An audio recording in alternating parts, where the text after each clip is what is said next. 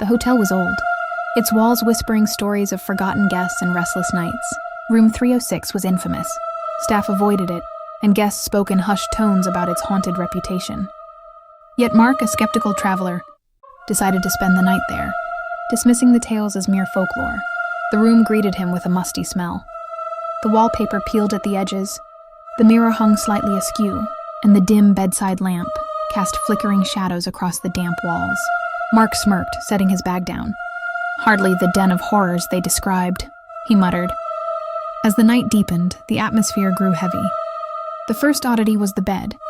While lying down, Mark felt a sudden dip beside him, as though someone invisible had just sat down. He froze. Turning on the light, he saw faint indentations on the mattress and the unmistakable outline of a hand pressed into the sheets. His heart raced, but he dismissed it as a trick of his tired mind. Moments later, the mirror caught his eye. At first, it was his reflection, but then, a shadowy figure materialized behind him.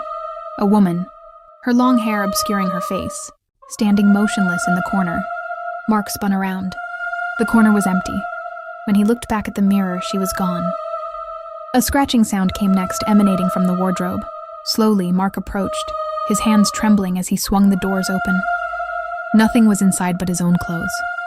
He exhaled in relief, until the wardrobe slammed shut on its own, nearly trapping his fingers.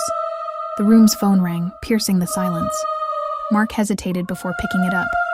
A raspy voice whispered, "You shouldn't be here," followed by faint laughter that sent chills down his spine. Then came the footsteps. They echoed from the ceiling above, even though Mark knew he was on the top floor. The laughter grew louder, blending with faint whispers in a language he couldn't understand. The air turned icy, his breath visible in the dim light. Terrified, Mark grabbed his bag and bolted for the door. But as he reached it, it creaked open on its own. The hallway was empty, bathed in eerie silence. Yet the footsteps followed him, growing louder, closer, until they stopped abruptly. Mark turned, his back pressed against the door. In the darkness of the room, two glowing red eyes stared at him from the shadows. He never stayed in a hotel again.